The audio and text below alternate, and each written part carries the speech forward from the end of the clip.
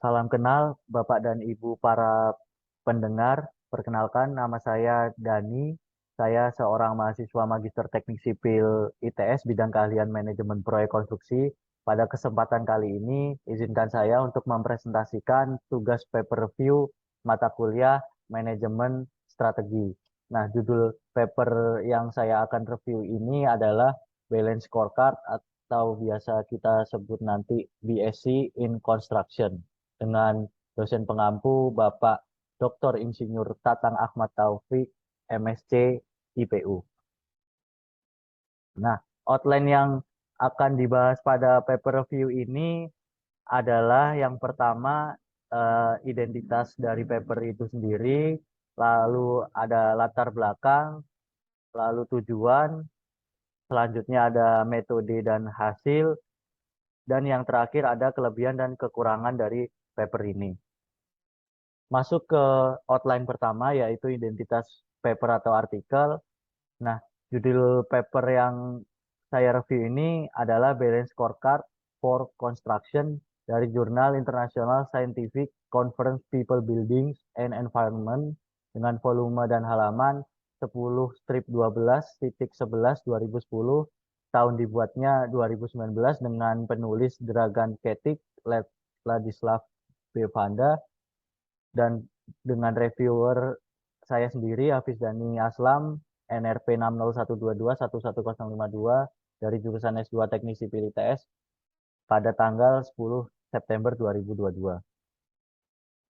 Latar belakang dari ditulisnya paper ini yaitu sejauh ini yang kita kenal untuk pengukuran indikator performa kinerja proyek tradisional itu yaitu kan triple constraint yang kita kenal dengan biaya mutu waktu itu dinilai tidak cukup untuk melihat suatu keberhasilan maupun kegagalan dalam sebuah proyek. Nah, hal ini disebut atau dinilai merupakan sebuah lagging indikator dalam pelaksanaan proyek karena metode pengukuran indikator performa kinerja tersebut tidak menunjukkan faktor-faktor apa saja yang mempengaruhi indikator performa yang ada di proyek konstruksi sendiri. Nah, eh, saat ini metode tradisional dalam sebuah perusahaan konstruksi dalam pengukuran kinerjanya hanya terbatas pada hal keuangan. Nah, metode itu tidak akan cukup untuk mengukur keberhasilan kinerja karena hasil dari berbagai keputusan nanti itu tidak akan berdampak pada performa kinerja dan tidak akan menunjukkan dampak dari hasil keputusan tersebut.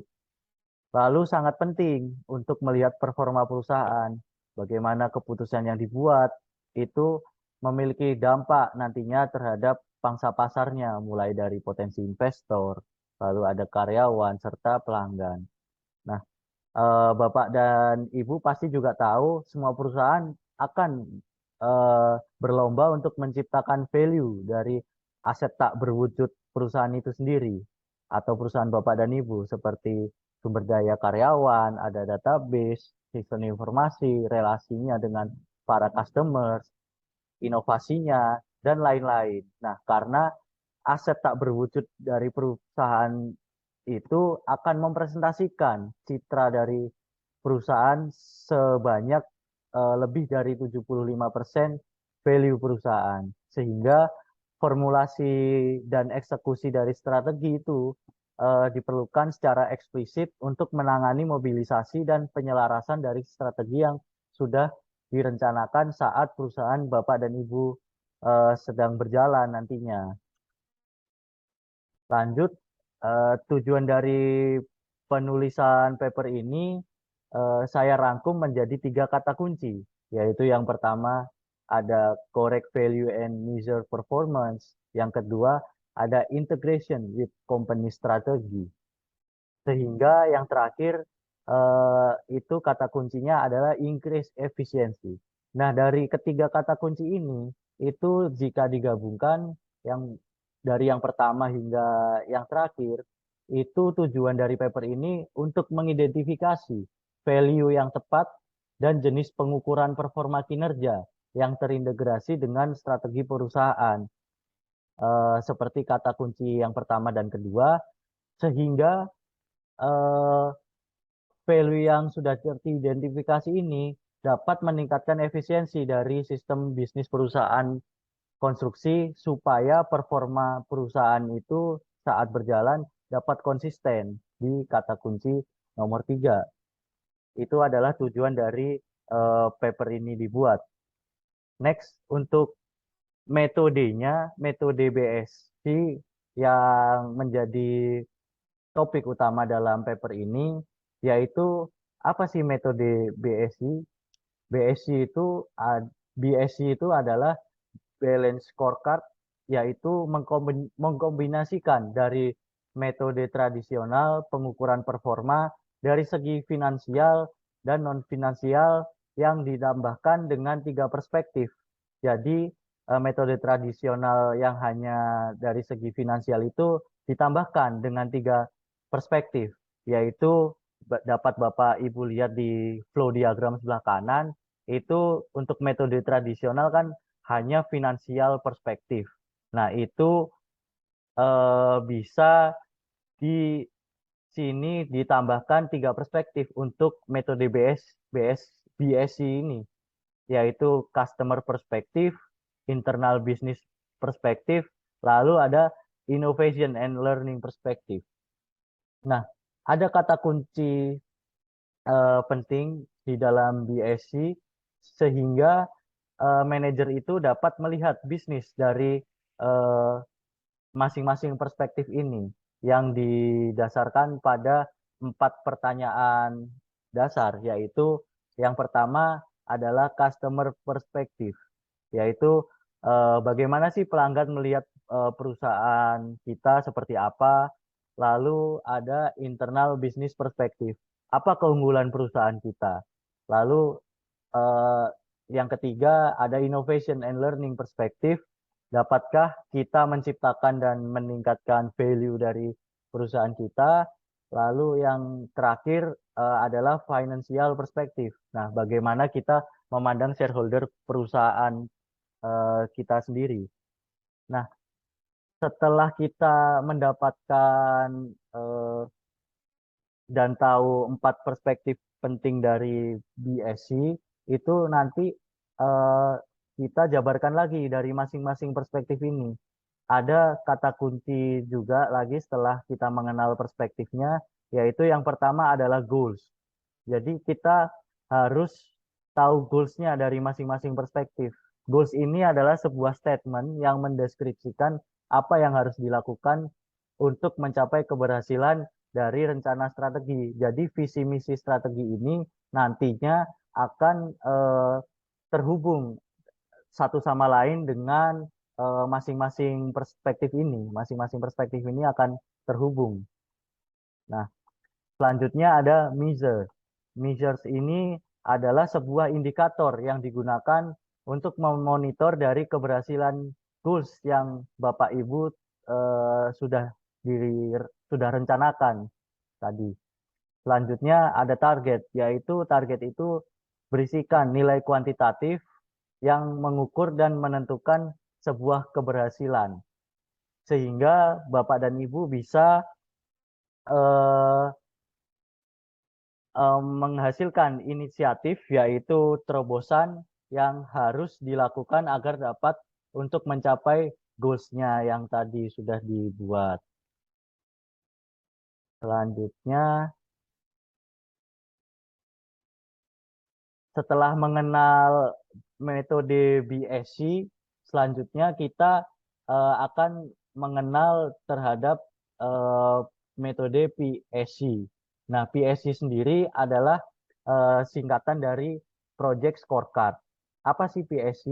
Nah, PSC ini adalah metode BSC yang sudah dijelaskan sebelum slide ini yang digunakan pada proyek konstruksi. Jadi PSC ini adalah gampangnya ada metode BSC yang digunakan di dalam proyek konstruksi untuk mengukur nilai performa perusahaan. Nah, aliran prosesnya itu menyesuaikan strategi proyek dan bisnis perusahaan konstruksi melalui identifikasi dari tujuan strategik dan ukuran yang digunakan di tiap departemennya. Nanti itu eh, dari tiap departemen akan mengidentifikasi dari tujuan strateginya, sehingga nantinya di tingkat yang lebih rendah itu dapat bisa untuk melacak pengembangannya seiring dengan kontribusi pada tujuan dari rencana strategik perusahaan secara keseluruhan. Nah, PSI ini akan didasarkan pada persyaratan spesifikasi teknis dan PSI ini akan didasarkan pada persyaratan lain yang berkaitan dengan manajemen proyek. Nah, PSI ini adalah cara untuk mengelola serta mengimplementasikan dari strategi proyek yang terukur dan sangat penting ini nantinya untuk keberhasilan proyek. Nah, tujuan terukur ini ditentukan melalui serangkaian Key Performance Indicator atau Bapak Ibu biasa mengenal dengan KPIs.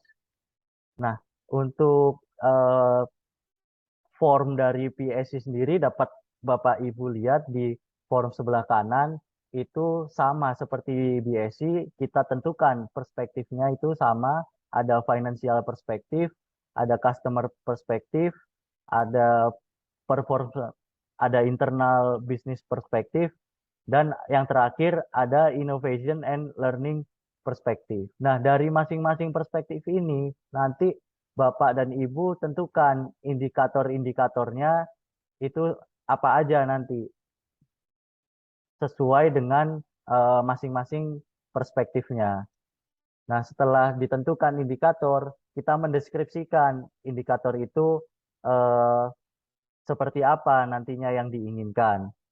Nah, biasanya setelah kita tentukan indikator, kita tentukan bobotnya ini, bobot dari apa masing-masing indikator. Nah, bobot ini biasanya ditentukan dari rencana strategi yang telah direncanakan pada saat uh, awal proyek ini atau awal perusahaan Bapak dan Ibu akan dimulai. Jadi WIG ini menyesuaikan dari perusahaan Bapak dan Ibu. Nah, nanti untuk pengukuran performanya atau kinerja proyek konstruksinya, P, itu adalah jumlah dari bobot dan kinerja masing-masing dari masing-masing perspektifnya. Jadi nanti dari masing-masing perspektif ini dikalikan dari weight dan performance-nya, itu dikalikan lalu dijumlah dan ketemu kumulatif dari performance of construction project atau kinerja proyek konstruksinya. Ketemu di sini. Nah, untuk realisasi pencapaian pengukuran kinerja di tingkat proyek itu nanti bisa menjadi data masukan untuk evaluasi kinerja proyek di tingkat perusahaan konstruksi melalui BSI. Next. Nah, hasil dan kesimpulannya itu di dalam paper ini yang pertama yaitu untuk menunjukkan kemungkinan penggunaan balance scoreboard atau balance scorecard itu dalam pengukuran kinerja proyek konstruksi. Nah, yang kedua yaitu project scorecard adalah metode yang merepresentasikan rencana dan tujuan proyek melalui indikator performa kinerja. Dan yang terakhir, pengukuran kinerja proyek konstruksi menggunakan PSI memberikan strategi perusahaan dalam memberikan efisiensi sesuai dengan tujuan paper tersebut untuk pelaksanaan konstruksi proyek-proyek yang mungkin itu saja yang bisa saya sampaikan. Terima kasih atas perhatian Bapak dan Ibu. Mohon maaf bila ada salah kata. Wassalamualaikum warahmatullahi wabarakatuh.